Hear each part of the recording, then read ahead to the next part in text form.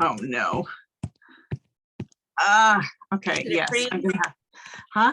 Did it I'm gonna freeze? have to peel the duct tape off in order to accept the, there we go. Oh, gotcha. Yeah, because it was covering up on my screen. So hopefully we're not live yet. But if we are, hey, you know what? I don't take myself too seriously. So, you know, Well, we're not whatever. live, but it'll be on YouTube. So, and I love this. I love this kind of stuff. It's just, it's real, it's authentic, it's what it is. So, I'll just go and introduce myself. I'm Devet, Christian numerologist. I am a relationship and confidence coach. And as a spiritual entrepreneur, I believe that we all have very special uniques and gifts and talents, and, ways of doing things, perspectives that we can bring to the world, that we can offer other people, that in a way that we can all support each other. So I thought it would be an amazing idea to highlight some really cool people and talk about what they do and how, what their service is and how they can serve you. So I'm completely stoked to be interviewing Becky today and have you in the spotlight. We kind of get to reverse roles here because you had me in the hot seat. And so I'm like, I love this. And I get to have you in the hot seat. So I know you repurposed videos and I just cannot wait to get into that. I have a lot of people I think could really use your service. So if you want to introduce yourself and tell us more about you and what you do, can't wait to get in. Sure thing.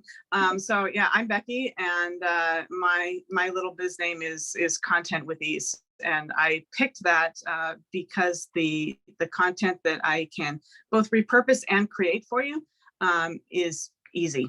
For you, it did that. You hardly have to do anything at all other than give me stuff. It's all the work is done on my end. So as a content repurposer, what I'm doing is going through your long form content. Long form can be, it can be video, but it doesn't have to be video. It could be like a book or some like pillar piece of written blog content. It just has to have enough material to work with. And then depending on the format that I get from you, I give back to you video clips that range in a length from 5 seconds all the way up to, feasibly, it could be, 35, 40-minute segments if the original material is long enough to warrant those larger clips. Typically, though, they fall between 5 seconds and 5 minutes.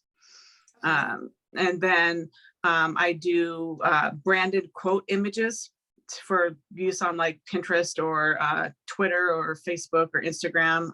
It's a quote that's been branded for the business, and it's a picture, an image. I do different types of written content. So a lot of times it's social media posts. Sometimes it'll be blog posts or emails. Sometimes maybe, if it's appropriate, a lead magnet. Just really kind of depends what I see that I think I can do with the content. Awesome. Wow. That sounds like a lot that you put together from. So basically someone would have maybe a video like this or some sort of interview or some sort of them explaining what they do. And you go through all that content and you pick out what would be best suitable for them in their practice and what they're trying to do so that the public can see without all the fluff in between. You just kind of get to the sweet spots and give that to them to repurpose. Yeah. I think of myself as a bit of a miner. I'll go and sift through content looking for the golden nuggets. And a lot of the times those golden nuggets are things that will fly right under your radar because they are in your blind spot. You're so used to it, your expertise, you're like, no big deal. Like one of the gals that I worked with, I was like, you really should dive into your certifications more, because I am your ideal client and I would want to know more about your certifications. And she's like, never thought about talking about my certifications before. So stuff like that. People a lot of times will feel like they sound incoherent, rambling on a like a live stream or something. And so when I'm going through looking for snippets, 5 seconds, 30 seconds or whatever, it eliminates that rambliness and makes you come off much more polished and less rambly, I guess. Right. Is the best way to say it. Yeah. my very professional word there, rambly. Rambly, I like it. It works. So yeah, I mean, it sounds like you make it easier for the ears, right? For other people that are hearing, because I know for me, I probably have it, the attention span of a goldfish. It's like I need quick, like you need to catch my attention. And if it gets too rambly, I'm like, you lose me. Right. So and I'm sure a lot of people, are like that. Even like the long form content that I know a lot of people use, like on Facebook. Mm-hmm. I can only get through so much of that unless it's really good and it really captures my attention. Otherwise, I'll usually scroll all the way to the bottom and just be like, okay, what's the point? Okay, move on. So yeah, so that's amazing. That's why, and I love how you call it mining, because that's exactly that. That makes complete sense. You go through and you mine for the gold nuggets that are going to make them shine and make them look good. And so do you do that for all like platforms, or basically what you do they can use everywhere? When I work with somebody, I want to know what platforms they are on, so that I know what, how it needs to be edited and formatted and stuff. So because the process for sharing something on, like LinkedIn, different than the process of sharing it on, say, TikTok. Yeah. Oh, okay. So you do TikTok too. I mean, yeah, if somebody, I'll pop stuff up for TikTok, edit it and make it make it so that it can be shared on TikTok. I'll do any of them. It's just, your best judgment about what will work well on each platform. Like I pull out excerpts and I say, okay, here's a 5-second thing. Here's a 30-second thing. Where do you want these to go? And then format them for you so that you can then share them on that platform. Now, bear in mind that just because with repurposing that you can show up everywhere doesn't mean that you should. Oh, okay. Okay. My personal opinion here, if I don't have the bandwidth to show up properly and engage on a platform, I would rather not be on that platform at all than have my material there, but no engagement from me. To me, that puts a kind of a sour image of me out there. So I would rather people just know, okay, you can find me on Facebook. I'm very, very active there. You can find me on LinkedIn. I'm somewhat active there. And you're not going to find me anywhere else right now because I don't have that bandwidth to show up properly the way that I want to on those platforms currently. That doesn't mean that I won't later. And I've got a ton of content that I could leverage on those other platforms once I'm ready to show up there. Right. But right now, no, it's just it's a better course of action, in my professional opinion, to show up where you can show up and leave the rest. Right. Yeah, that makes so much sense, because you see people, they're just like splattered all over. They're just like everywhere. And then, they'll post something every 6 months, or, their last post was a year ago. And, I'm guilty of that too. And I've had to kind of pull myself back, because I kind of had that same feeling as like, I'm like LinkedIn. I don't engage a lot in LinkedIn, and I found myself just kind of just throwing something up there just to throw something up there. And then I'm like, why? Yeah, it really is, because then in my mind, there's just too much to manage and I'm not getting to everything, versus really just having, 1 or 2 or 3 solid things that you can really, engage and be checking with and communicating. So that's a really great point. You hear a lot of people saying you can, go on TikTok, on LinkedIn, on Twitter, on Instagram, and it's just like, that got really overwhelming, for me. So I'm really happy to hear you say that. Is there one that you prefer, that you think that like content is more, people are getting more engagement on? I mean, it's going to be different for everybody. Which platform is best for you is going to be dependent on your personality and how well you show up there, and whether your ideal clients are on that platform or not. Right. So, I mean, like, I don't think there's a one size fits all platform for everybody. I do think, though, that, one of the risks that you run of doing it like I do it, where I'm primarily on Facebook, is that if Facebook shuts me down or whatever, what then? Right. And so it's not a bad idea to diversify. It's a really good idea to build an email list, but you have to have the bandwidth to show up properly. And that, for me, the bandwidth is usually a team. You have to have the team support behind you in order to effectively show up on all these different platforms. Like Gary V, he's not doing his own social media management. I mean, he's not, Can you imagine? Oh my God, how would that be? The guy wouldn't sleep. That would be, impossible. Wow. Yeah. And, even it feels like you're wearing different hats on different platforms too. LinkedIn is way more professional. Instagram is kind of more, funner lifestyle, and it's kind of Twitter. I mean, it's like it has its different vibe, I guess, to it, and who you're engaging with. So do you advise them maybe on what would be better for their profession, or do they just kind of choose that and then you just pull out the golden nuggets? That's on them to decide. That's a deep business dive. That's a business coach thing to do, to really look at your, where your ideal client avatar is hanging out, where you feel comfortable showing up, how you feel comfortable showing up. That seems to me more like business coaching. Whereas the people that I want to work with, they already know all that stuff. Okay. They already know where they want to show up. They already are showing up there. They've already got a lot of content, and they already know that content connects well with their people, or it converts, or better, both. Gotcha. They just don't want to, or don't have the time to repurpose it themselves.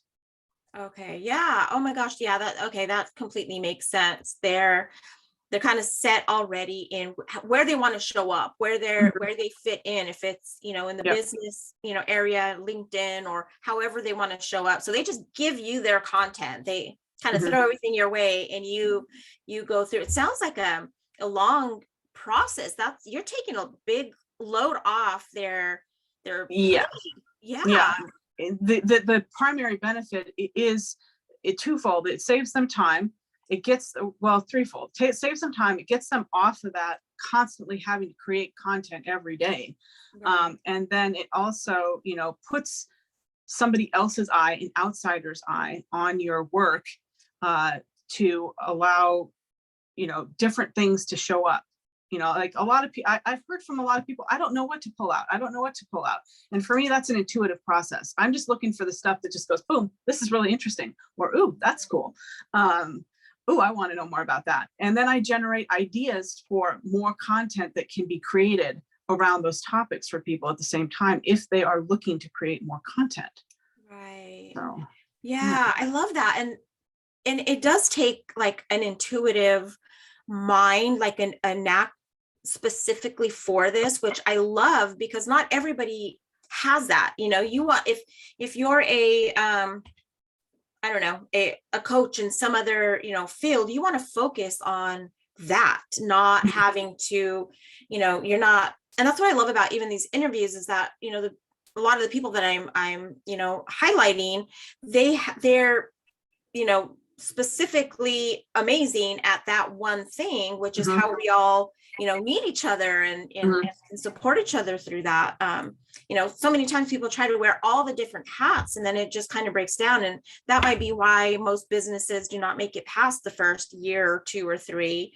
Kind of an ego thing, I would imagine too. It's like you want to be great at everything. And it kind of takes a little bit of humbleness, right? To say, I can't do this.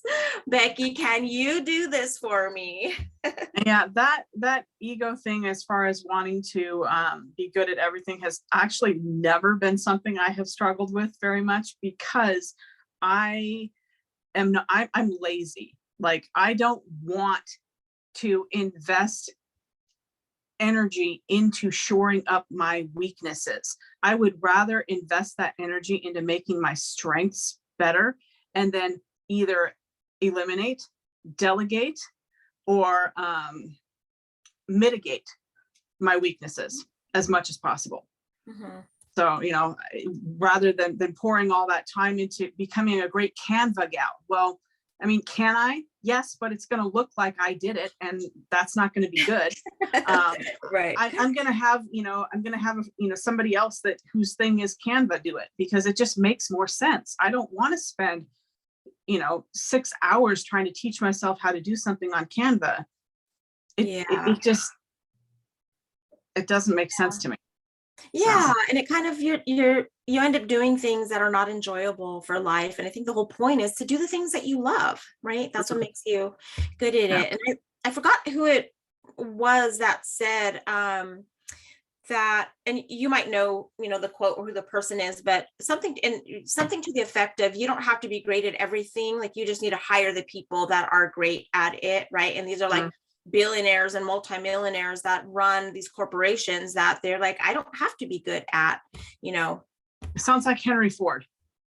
Okay, probably. Yeah, somebody like that. Sounds like something that the story goes that, he didn't have to be the smartest person in the room. He just needed to know who to pick up the phone and call. Exactly. To get the answers, which is that sings to my unschooly heart as a homeschooler. That is the way that I have raised my kids. Ask good questions, know how to find good answers, and keep going until you find those within your network. Yeah. Wow, that's powerful. And I think that's such a huge, like, golden nugget, talking about mining, to give children to, you don't have to be great at everything. And that's kind of, to kind of not go off topic, but a little bit. You think about the school system, they expect everybody to get straight A's all over. That probably just messes us up, beyond what Don't we can even get me started, Devette. Oh yeah, in your home another thing. Yeah. So So starting there, our mindset that we got to handle everything, really, it's be good at what you're good at. And I'm not good. I do have an eye for things, and I do have an ear for things, but I don't have like a good attention span to like go through content. And that's like so refreshing that that's something that you do. I know a lot of people in the same way.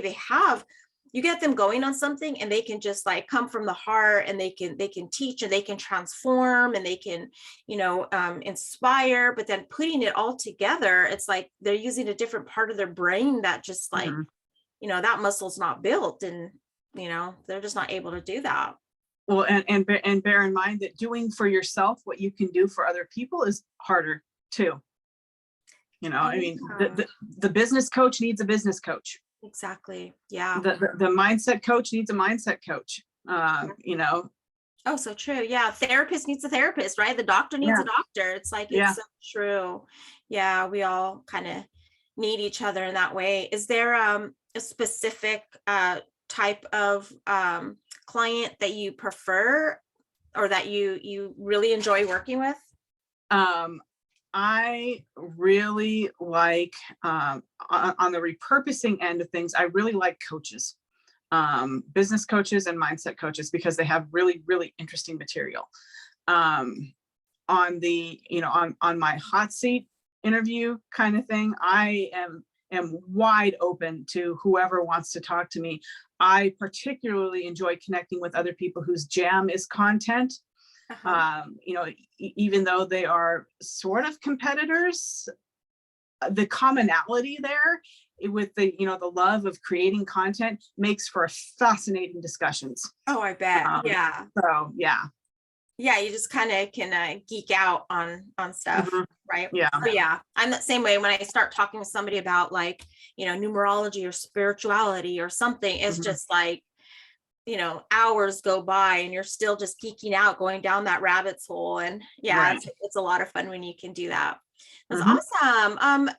How does it take you, a long time? I mean, what's kind of like a time frame that people look at?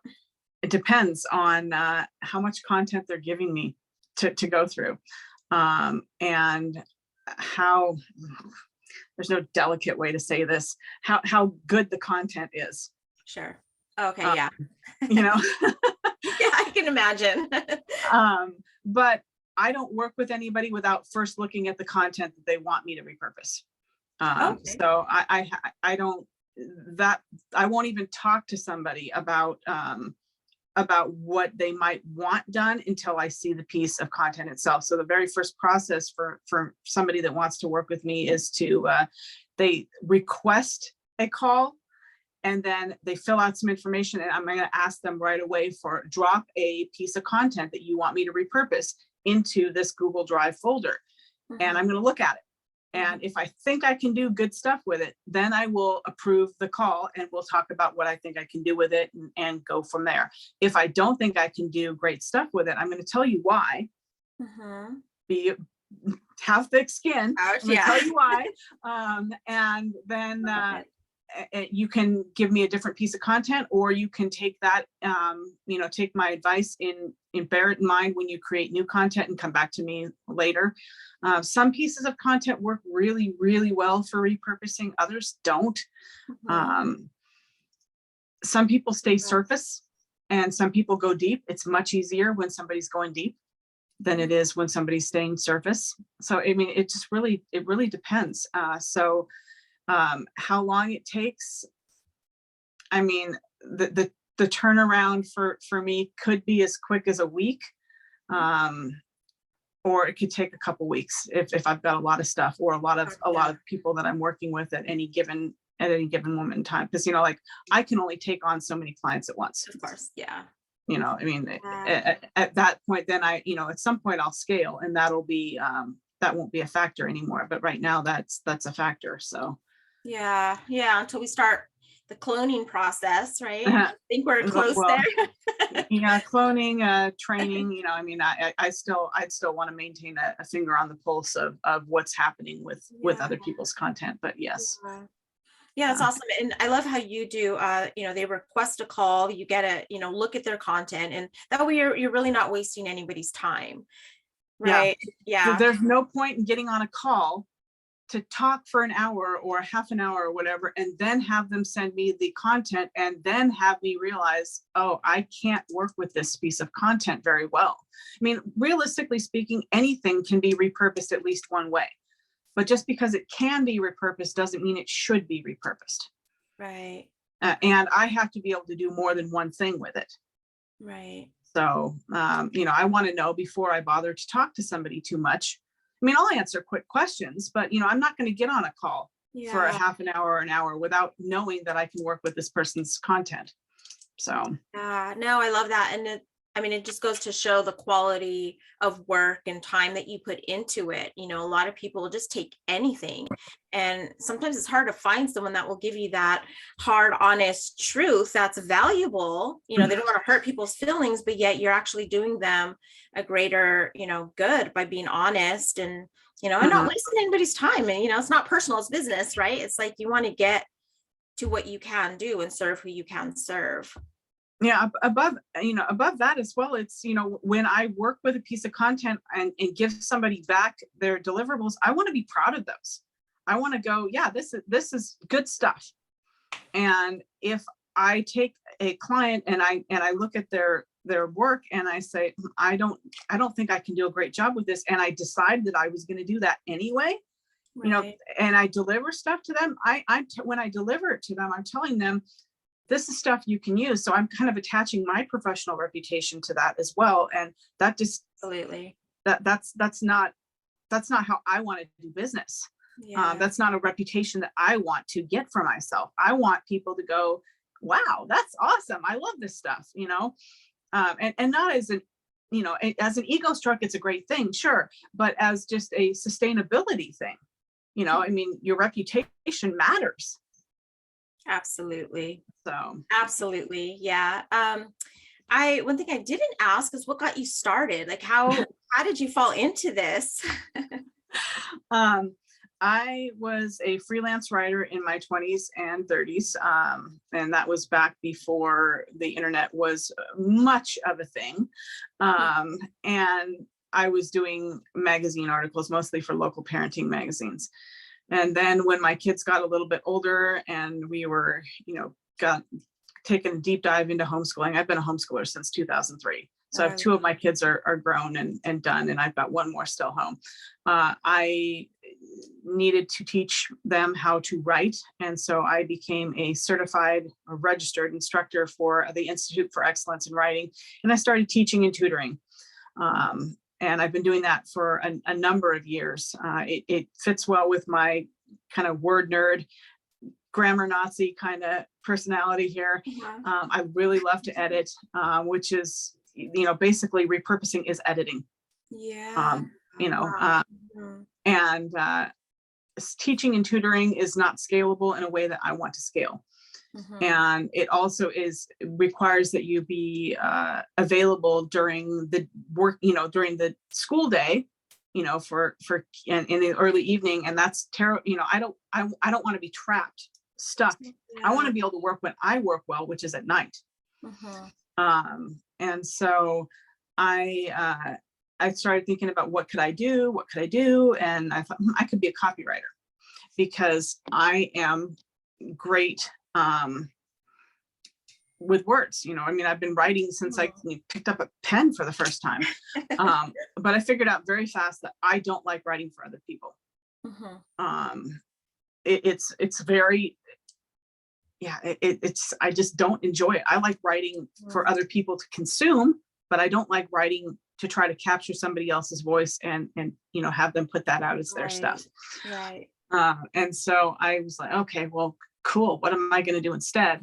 And then I met somebody at a networking event, and she was saying how she's got all this content, she doesn't have enough time for it and blah, blah, blah. And I'm like, why don't you let me take a look at it? And let me just see what I might be able to do. And so I took it apart for her, and I was like, oh, that's awesome. I wonder if I could do this as a business. And so, now I'm starting that and going forward with that. It's super fun. I really enjoy it. And a star was born, huh? I mean, yeah, I guess. That's awesome. Yeah. And it's interesting because you kind of go through this journey and then you find out really what your thing is, which I think you're kind of not usually ready for that right out of high school when they're trying to kind of push you into the direction you're going to take. It takes a little while and experience and trial and error. And, and that's awesome hearing that, just kind of how you started and how you kind of, fine tuned it to where you've landed and what you love doing, what you're great at, how you serve other people. Because you see a lot of people put content out there that, they could do, it could be so much more. It could be so much better to really capture what they have and what they have to offer. And they don't know how to do that. And so that's where you then come in. Well, no, I don't work with people whose content isn't working. I am not a writing coach. I mean, I could do that, but I don't do that. Okay. If you're going to work with me, you have to know that your content works.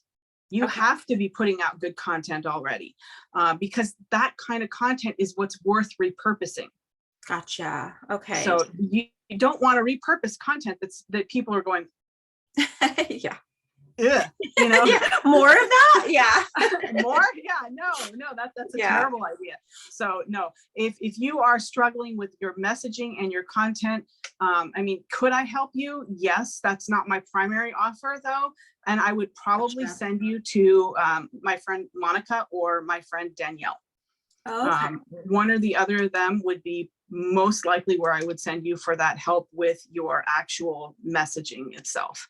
Right. Okay. Good to know. Yeah, that's important too. I mean, that, you're not, again, wasting anybody's, time and effort and money or anything. And it's like, Mm. yeah, I mean, we want to see great content out there. So if they're putting it, and you can make it, polish it more and make it, even better, to capture what they're trying to capture. That's amazing. Yeah.